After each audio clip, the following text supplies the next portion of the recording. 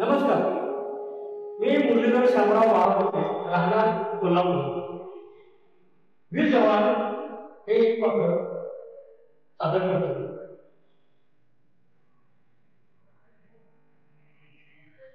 अरे बोला,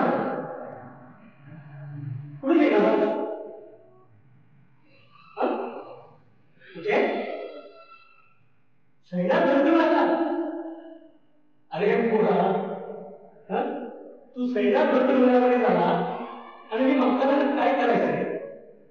मी एकटा काय करायचं? अरे बोला, माझा आहे, तू जाऊ नकोस. इथेच कुठून एक काम करणार होतो आणि आपलं जीवन जगू. काम जाऊ नकोस. अरे इथं मिळाला काम करणार. अरे तुझी आई काही कशापासून मी एकटा कसं करायचं, कसं जगायचं रे? जाऊ नको, पुढा जाऊ नको. अरे अरे तुला सांगितलं जाऊ नको म्हणून, तरी तू तुझा हात पुरवलास. या म्हाताऱ्याला एकटं केला.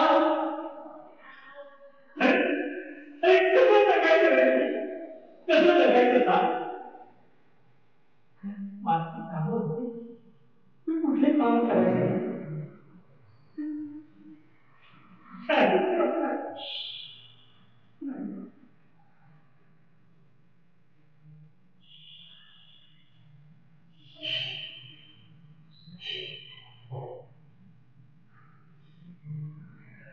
दीपावली आली, मुलगा गेला, आनंदाने दीपावली साजरी करूया. त्याची चिठ्ठी आहे, चिठ्ठीला आहे, बाबा मी येतोय, आपण दीपावली साजरी करूया. साजरी घर बनवायला पाहिजे, सजवला पाहिजे. छान छान.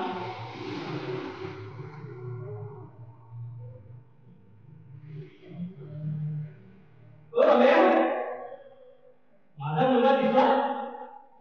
अरे येणार आहे, भेटला का तुला? नाही. ए पांड्या, अरे माझा मुलगा भेटला का तुला? दिसला? आता येणार होता रे, दीपावलीला येणार म्हणून सांगितलं. नाही भेटला.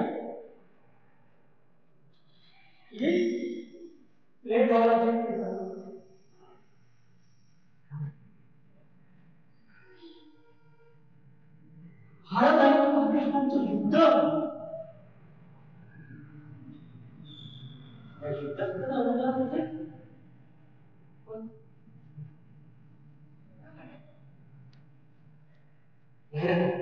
असं होणं शक्यच नाही. युद्ध झाला नसेल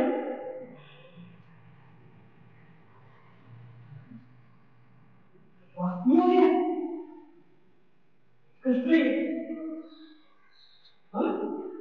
कोल्हापूरचा युवक वीरगतीपर्यंत झाला.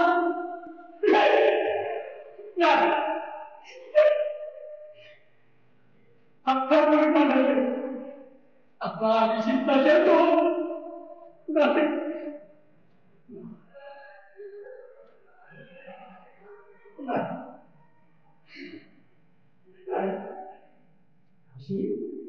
अभिषेक तू येणार ये, तुझं वाढ बघतोय, टिपोली साजरी करायची आपल्याला.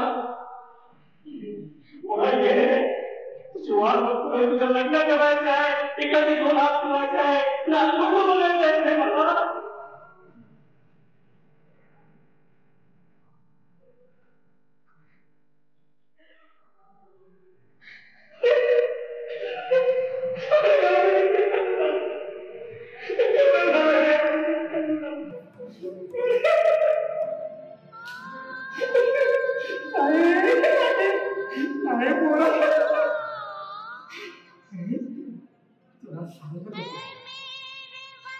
जाऊ नको, आपण इथंच राहू, आनंदाने खाऊ. कामच करू, पण तुझं ऐकला नाही ते पुन्हा नाही ऐकला.